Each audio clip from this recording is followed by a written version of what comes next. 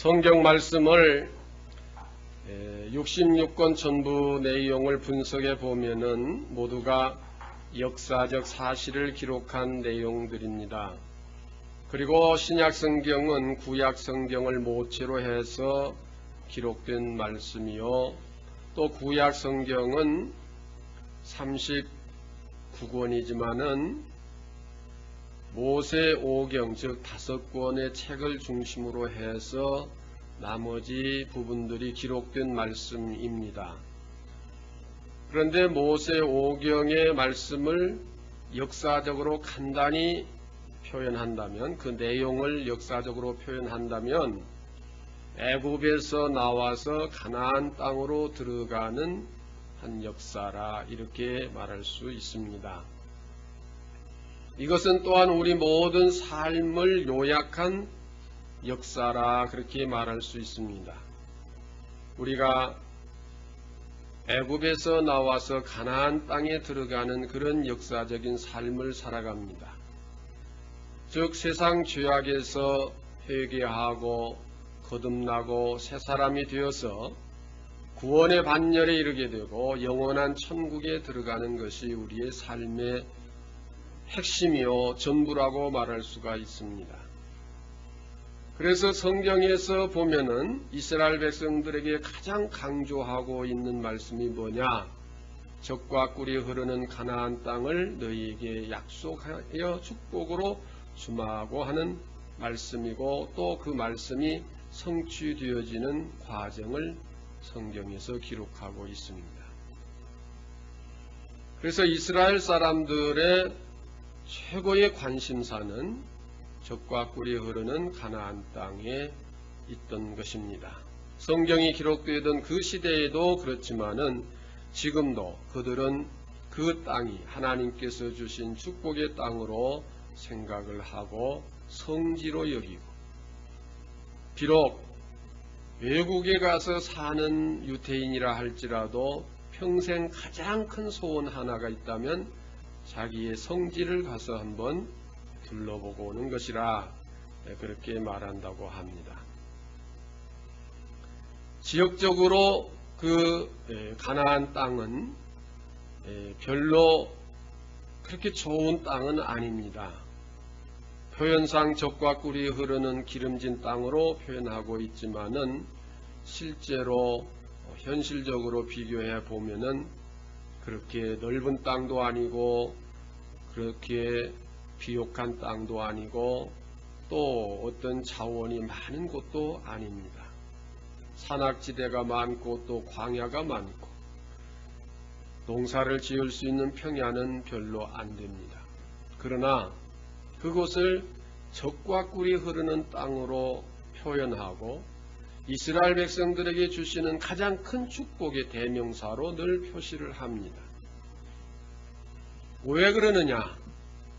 그곳에 예루살렘 성전이 있게 되고 성전을 중심으로 해서 이스라엘 백성들이 하나님을 섬기고 하나님과 교제하고 하나님의 축복을 받고 하나님과 더불어 살아가는 삶의 중심이 되어지기 때문에 그곳은 바로 젖과 꿀이 흐르는 가나안 땅이라고 말하고 있습니다. 그러므로 우리에게도 최대 관심사는 이 가나안 땅을 소유하게 되는 것입니다. 그 가나안 땅을 소유하게 된다고 하는 것은 하나님과 더불어 모든 삶을 함께 살아가는 것을 말함입니다. 하나님을 모시고 하나님을 찬양하고 하나님을 경배하고 하나님의 뜻을 따라서 살고 하나님의 말씀을 순종하고 하나님과 더불어 모든 삶을 살아가는 것이 가나안 땅의 삶이고, 또 그렇게 살아갈 때 현실적으로 우리에게 참 기쁘고 즐겁고 만족한 삶이 이루어지는 것입니다. 그러니까 현실적으로 기쁘고 즐겁고 만족한 삶은 구체적으로 표현한다면은 우리가 건강하고 장수하고 형통하고 범사의 모든 일이 형통하여 기쁘고 즐겁게 되어지는 일들이라고 말할 수 있습니다. 또 더 구체적으로 말한다면은 사업을 하는 사람이 사업이 잘 되어야지 사업이 부도가 나고 망하고 그러면은 그게 기쁨이 될 수가 없거든요. 구체적으로 이야기하기까지 그 모든 과정, 이것이 하나님과 더불어 함께하는 삶에서 이루어지는 것이고 젖과 꿀이 흐르는 가나안 땅인 것입니다.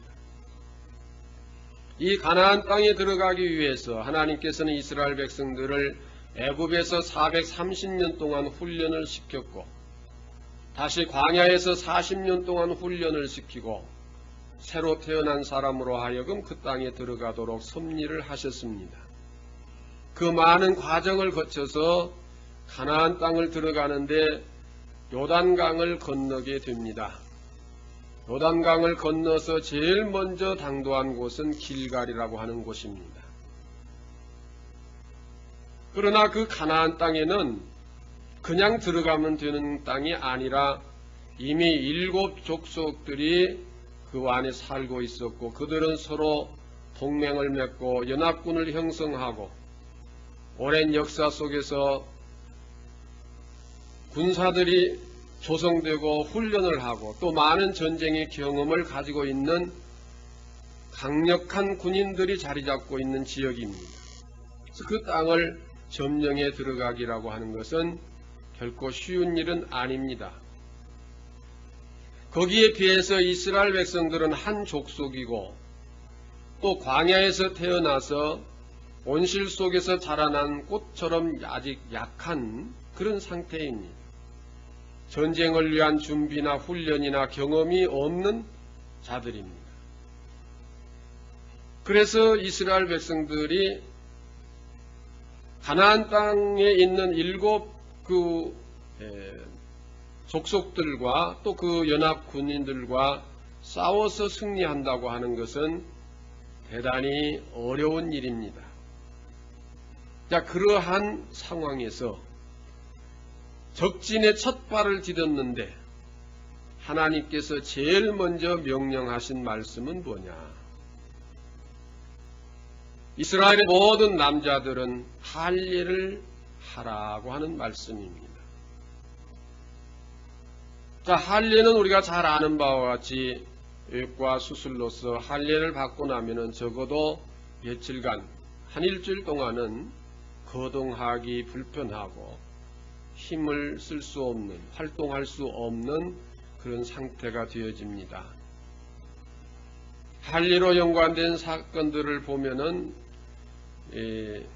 야곱의 아들들이 세겜 땅에서 그 세겜 사람들을 할례 받게 해놓고 가서 다 칼로 쳐서 죽인 사건이 있었습니다. 야곱의 아들들은 그 당시 11명밖에 안 됐습니다.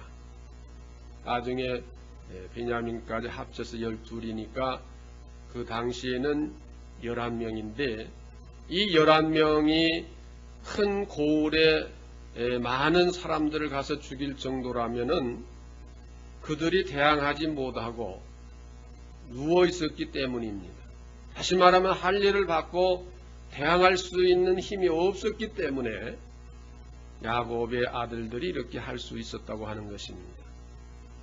그것을 바꾸어서 이제 이스라엘 백성들이 할례를 받고 길갈에 누워 있다고 한다면 만약에 이 소문이 가나안 땅에 있는 족속들에게 전해질 때에 이스라엘 백성들은 어떻게 되겠습니까? 그렇지 않아도 잔뜩 긴장을 하고 있는 그 가나안 족속들, 오늘 1절 말씀에 그게 잘 표현되어 있지 않습니까? 요단 서편의 아모리 사람의 모든 왕과 해변의 가나안 사람의 모든 왕이 여호와께서 요단 물을 이스라엘 자손들 앞에서 말리시고 우리를 건너게 하셨음을 듣고 마음이 녹았고 이스라엘 자손들의 연고로 정신을 잃었더라. 자, 그들이 이렇게 긴장을 하고 있을 때입니다. 그런데 들리는 소식에 의하면 저들이 할례를 받고 남자들이 지금 한 명도 거동할 수 없는 상태다. 이 소식이 들려졌다면 그들이 기회는 이때다 하고 반격할 수밖에 없는 상황입니다. 저는 이 말씀을 가지고 몇 번 설교를 했습니다. 그러나 우리가 맛있는 음식을 자주 먹다 보면은 그 진미를 잘 모릅니다. 우리나라 김치가 그냥 늘 먹을 때는 별거 아닌 것 같아도 다른 음식만 먹고 김치를 안 먹다 보면은 김치가 그렇게 귀한 것인 것을 알 수가 있습니다. 저는 이 말씀을 준비하면서 내가 여러 번 전한 말씀이지만 그래도 또 다시 반복하고 전해야 할 말씀이 아니냐. 우리에게 반드시 필요한 말씀이 아니냐. 정기적으로 우리가 영적인 면에서 먹어야 할 말씀이 아니냐 하고 생각을 합니다. 가나안 땅에 있는 그 모든 사람들이 이스라엘 사람들로 인하여 긴장하고 있는 이때 그들이 다 몸져 누워 있다고 하는 소식은 이스라엘 백성들에게 아주 치명적인 일입니다. 차라리 그 일을 요단강을 건너기 전에 했더라면 좀 어땠을까? 아니면 광야에서 그냥 좀 어느 날 택해서 행진하지 말고 하면 되지 않았을까? 이렇게도 생각을 해봅니다마는 그러나 길갈에 들어가서 이 일을 하도록 하신 하나님의 섭리가 참으로 깊은 뜻을 가지고 있다고 하는 것입니다. 하나님은 오늘 우리에게도 이 같은 방법으로 역사하시고 계시는 것입니다. 이스라엘 백성들에게 있어서 가나안 땅을 점령하는 일은 가장 중요한 일입니다. 가장 큰 일을 앞에 놓고 가장 어려운 일을 하나님은 시키셨습니다. 어렵다고 하는 것은 위험한 일을 시키신 것입니다. 요단강 건너기 전에 했더라면 조금 덜 위험했을 것입니다. 그러나 적진에 들어가자마자 얼마큼 점령해서 안심하고 이제 우리가 세력을 굳혔다 그런 상태에서 하게 한 것도 아니고 들어가자마자 이제 전쟁이 본격적으로 시작되어야 할 시점에서 이렇게 할례를 받고 다 누워있게 만든 것은 우리의 상식과 지식으로서는 합당한 방법이 아니라고 볼 수가 있습니다. 그러나 그것은 또한 하나님의 방법이고 합당한 방법이고 최선의 방법이라고 하는 결론부터 우리가 생각을 해야 되겠습니다. 이 할례는 아브라함 때부터 하나님께서 명하신 하나의 규례였습니다. 이스라엘 사람 남자는 누구를 막론하고 또 이스라엘 사람이 아니더라도 이스라엘 사람들이 데려다가 함께하는 모든 이방인 남자라도 반드시 할례를 받아야 하나님 앞에서 끊어지지 아니하고 하나님의 백성이 되어질 수 있다고 하는 것입니다. 아무리 이스라엘 백성이라 할지라도 할례를 받지 아니하면 내게서 끊어지리라. 즉 하나님과의 관계가 없다고 하는 것입니다. 비록 종이라도 이방 사람들 중에서 돈으로 사온 사람이나 또는 전쟁 중에서 포로로 잡아온 사람이나 누구를 막론하고 이스라엘 사람들과 함께하는 자들은 할례를 받아야 된다고 하는 말씀입니다. 그래서 난지 8일 만에 할례를 행하게 하셨고 그 전통은 계속되어서 예수님도 난지 8일 만에 그 결례에 따라서 하나님 앞에 예물을 드리고 그 예식을 행했던 것입니다. 모세가 하나님의 부름을 받고 광야에서 애굽으로 갈 때에 그 도중에서 하나님이 모세를 죽이려고 하셨습니다. 그때 그 아내가 당신은 내게 피난편이라 하면서 그 아들들의 양피를 베어서 던졌다고 하는 기록이 있습니다. 모세는 하나님의 위대한 종입니다. 그가 광야에서 40년 동안 목동 생활을 하고 있을 때 하나님이 부르셔서 애굽으로 사명을 받고 애굽으로 가고 있을 때에 하나님께서 그를 죽이려고 하셨는데 죽이려고 하셨던 이유는 할례 문제였습니다. 하나님 앞에 아직 해결하지 아니한 죄의 문제가 있었기 때문에 중대한 일을 앞에 놓고 그 문제를 해결하도록 섭리하신 것입니다. 그냥 목동 생활로 지나고 있을 때는 하나님께서 그걸 문제 삼지 않으셨습니다. 그러나 이제 중대한 일을 맡아서 애굽으로 가고 있을 때는 애굽에 당도하기 전에 먼저 해야 할 일이 있다고 하는 것이죠. 그것은 죄 문제를 해결해야 한다고 하는 것입니다. 하나님께서 아브라함에게 축복을 여러 번 약속을 하셨지만 그 축복이 성취된 그 시점이 언제냐 하면은 아브라함이 자신과 또 가족들 모두를 할례를 받게 한 때 그 후부터 하나님의 축복이 성취되기 시작했습니다. 다시 말하면 하나님의 축복이 오늘 우리에게 수없이 약속이 되어 있다 할지라도 그 약속이 성취되는 시점은 어느 때냐 하면은 할례를 받고 난 후부터 성취가 된다고 하는 것입니다. 모세에게 아무리 귀한 사명이 주어졌다 할지라도 그 사명은 할례 문제를 해결한 후에 시작될 수 있었던 것입니다. 젖과 꿀이 흐르는 가나안 땅의 축복이 이스라엘 백성들에게 약속되어 있다 할지라도 그 축복의 성취는 이스라엘 백성들이 할례를 받은 후에 되어집니다. 거듭 말씀을 드립니다마는 그 이스라엘 남자들이 전부 할례를 받고 누워 있을 때에 그들의 꿈과 소망은 다 수포로 돌아갈 수밖에 없는 상황같이 보여집니다. 그러나 약속하신 축복이 성취되는 비결은 할례를 받고 나서부터 되어지는 것입니다.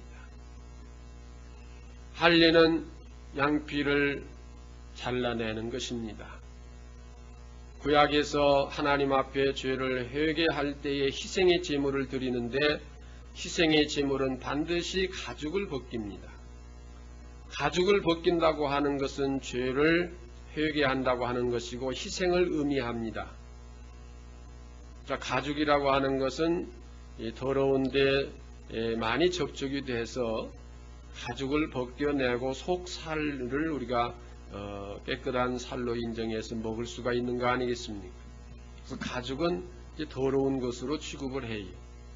가죽을 벗긴다고 하는 것은 내 죄를 회개한다고 하는 것이고 가죽을 벗기는 것은 그 짐승을 잡는 것을 의미하고 희생을 의미해서 하나님 앞에 희생의 제물을 드리는 예식으로서는 반드시 가죽을 벗기고 그 모든 것을 다 태워서 번제로 드리죠.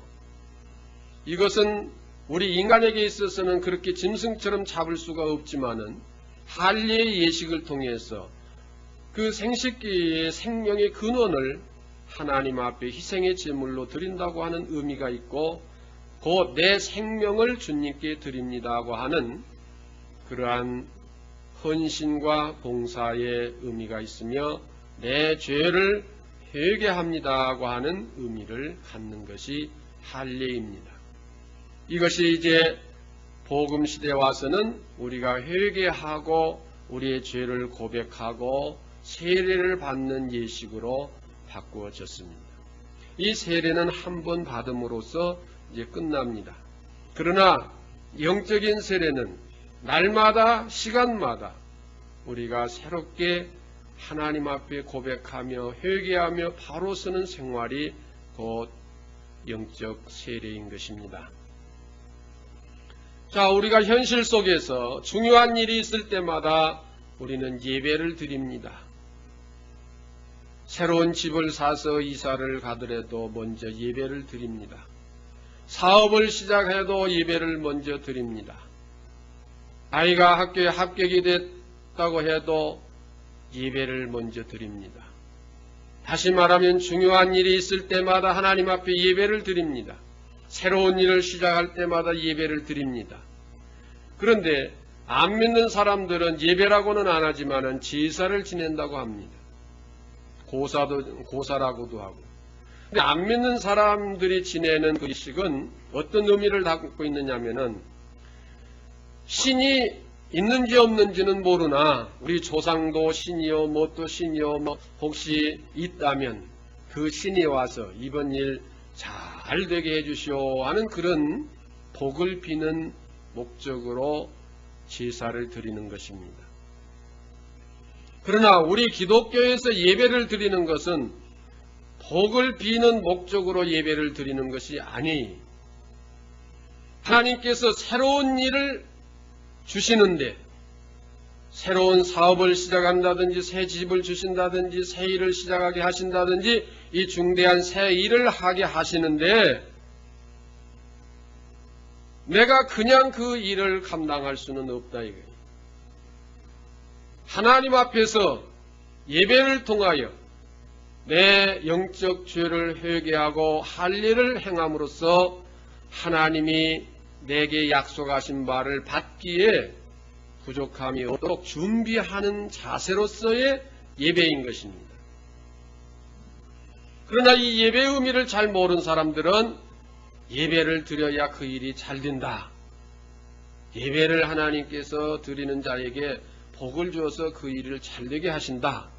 그렇게 단순하게 생각하지만 본래의 의미는 그게 아니.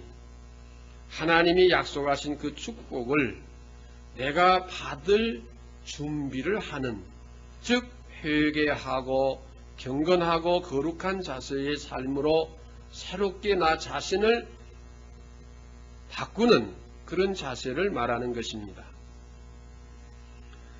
그러므로 우리는 중대한 일이 있을 때마다 하나님 앞에 회개하고 새로운 자세를 가져야 되고 이것이 할례인 것입니다. 그래서 길갈이란 말은 굴러갔다 그런 뜻인데 애굽에서 나온 이스라엘 백성들의 모든 수치를 굴러가게 했다. 다시 말하면 할례를 받음으로써 할례 없는 백성이 아니라 할례 받은 백성이라고 하는 바꿔지는 굴러갔다고 하는 뜻입니다. 하나님께서 야곱에게 축복하실 때 에서가 400인을 거느리고 야곱을 죽이려고 온다고 하는 소식을 듣고 불안에 떨고 있는 야곱에게 오셔서 축복하실 때에 내 이름이 무엇이냐? 야곱이니이다. 이제 야곱이라 하지 말고 이스라엘이라 하라. 이런 축복을 하셨습니다. 야곱이라고 하는 것은 죄인이다, 욕심쟁이다 그런 뜻입니다. 이스라엘이라는 말은 하나님과 겨루어 이겼다, 하나님이 사랑하신다, 하나님의 자녀라고 하는 뜻입니다. 하나님의 축복의 시작은 우리를 변화시키는 데서부터 시작되는 것입니다. 적과 꿀이 흐르는 가나안 땅의 축복은 빨리 들어가서 점령하고 싸워서 이기는 것으로 시작되는 것이 아니라 아무리 위험한 상황이 있다 할지라도 먼저 하나님 앞에 할례를 받는 이식으로부터 시작되어진다고 하는 것입니다. 그렇기 때문에 우리는 하루를 시작해도 먼저 기도로 예배로 시작하는 것입니다. 중대한 일을 시작할 때 반드시 예배를 드리고 기도하고 믿음으로 시작하는 것입니다. 무슨 일을 하든지 우리는 먼저 하나님 앞에 기도하고 예배 드리고 그렇게 시작하는데 그것이 어떤 의미냐? 하나님 앞에 내 수치를 벗어버리는 행위라고 하는 것입니다. 내가 이러이러한 죄를 지었습니다. 이러이러한 죄를 지었습니다. 그것을 꼭 발견해내서 내 입으로 고백하는 것만이 아니라 사랑은 모든 죄와 허물을 덮는다고 했습니다. 여러분, 우리의 회개가 몇 년, 몇 월, 며칠 어디서 내가 어떠한 일을 잘못했습니다, 이것을 뉘우칩니다, 이렇게 해서 회개가 다 되는 것이 아니에요.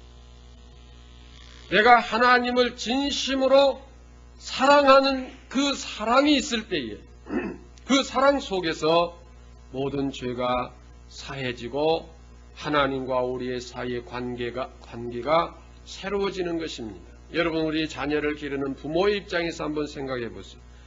자녀들이 어떠한 잘못을 저질렀다고 할지라도 몇월 며칠 언제 어디서 이렇게 한 것은 잘못된 것이고 저렇게 한 것은 잘못된 것이고 이것은 내가 앞으로 어떻게 해서 변상을 할 것이고 어떻게 하겠습니다, 그렇게 할 때에 우리가 자녀에 대한 용서가 되는 게 아니에요.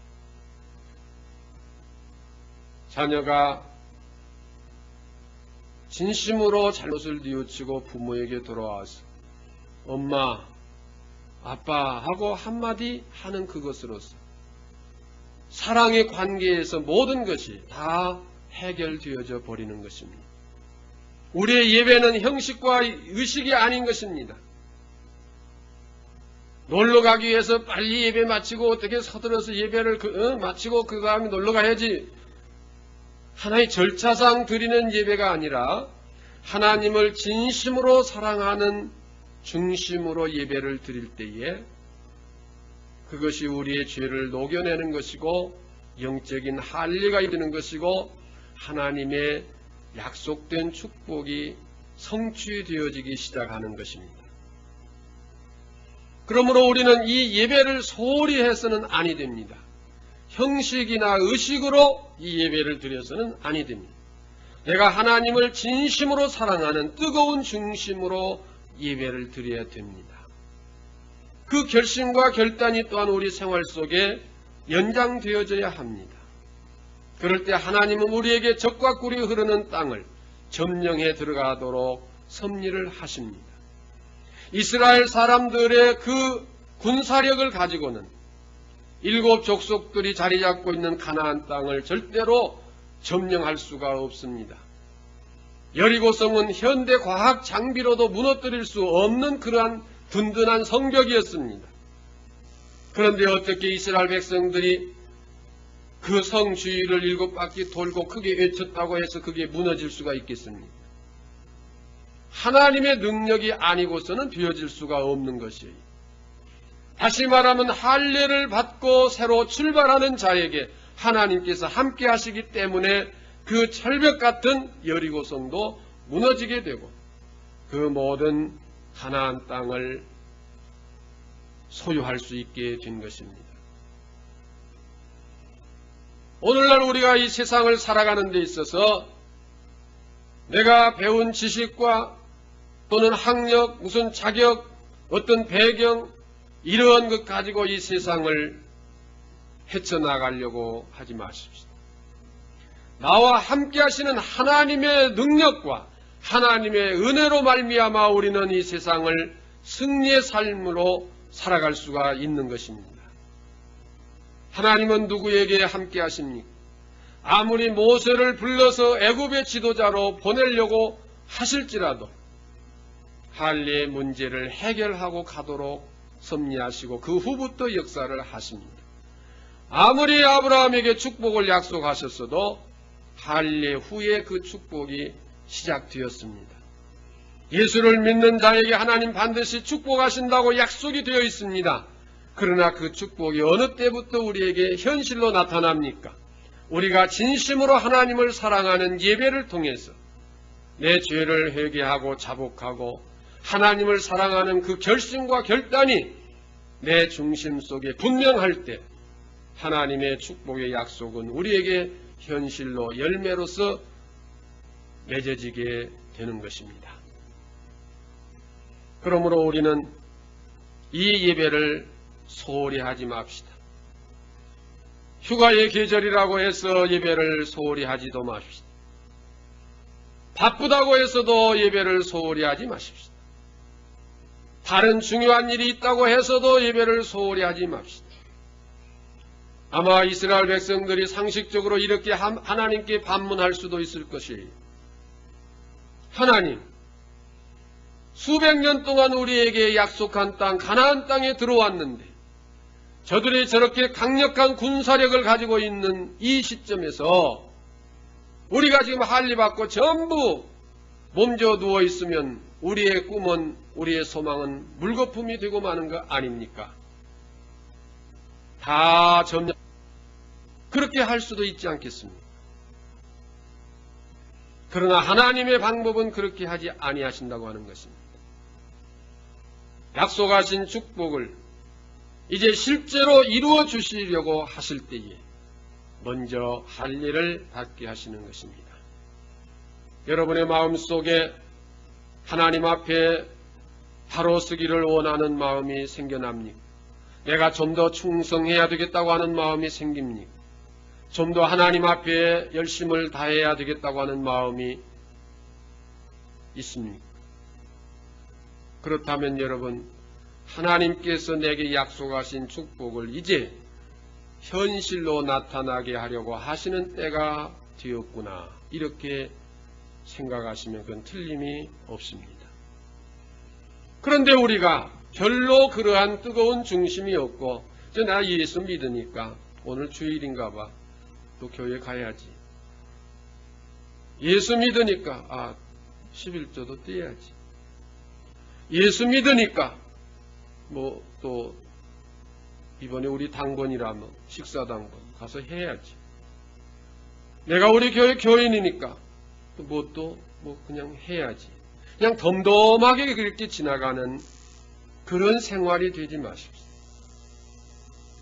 우리의 마음속에 뜨거움이 일어나고 하나님을 향한 뜨거운 열정과 하나님을 사랑하는 이 뜨거움이 우리 속에 일어나서 뭔가 새롭게 더 잘해보고자 하는 그 중심이 일어날 때 그게 바로 하나님의 축복이 이제 열매 맺기 시작하는 계절이 되었다고 하는 것입니다. 여러분 너무 오래 기다리지 마십시오. 하나님께서 그 마음을 주실 때 우리는 실천해 나가야 됩니다.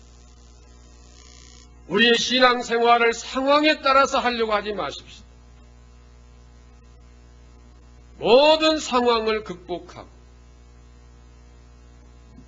하나님 제일주의로 우리 심령 속에서 뜨거운 열정이 일어나서 하나님 앞에 예배드리고 싶은 중심, 하나님 앞에 봉사하고 싶은 이 마음, 하나님을 좀 더 잘 섬기고자 하는 뜨거운 열정이 일어날 때 우리는 그것을 막지 말고 소멸하지 말고 순종할 때 하나님의 역사는 우리에게 이루어집니다.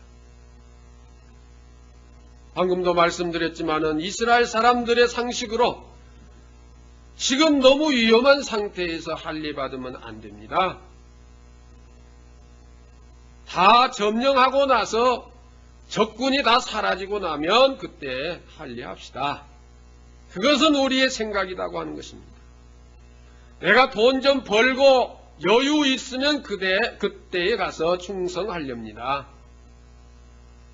제가 좀 바쁜 일이 많이 있는데 이거 끝나면 좀 하렵니다. 지금 이런저런 스케줄이 많습니다. 그 후에 끝난 후에 하겠습니다. 그건 우리의 방법이에요. 결코 이스라엘 사람들의 숫자와 그들의 군사력 가지고 가나안 땅을 점령할 수는 없었습니다. 하나님께서 함께 하실 때만이 가능했습니다. 어떠한 이스라엘 백성들에게 함께 하셨느냐? 할례를 받은 이스라엘 백성들에게 함께 하셨습니다. 우리 모두는 영적인 할례를 받고 새로운 새 역사의 출발 시점에서 하나님과 더불어 모든 일을 이루어 가시는 여러분이 되시기를 주의 이름으로 축원합니다.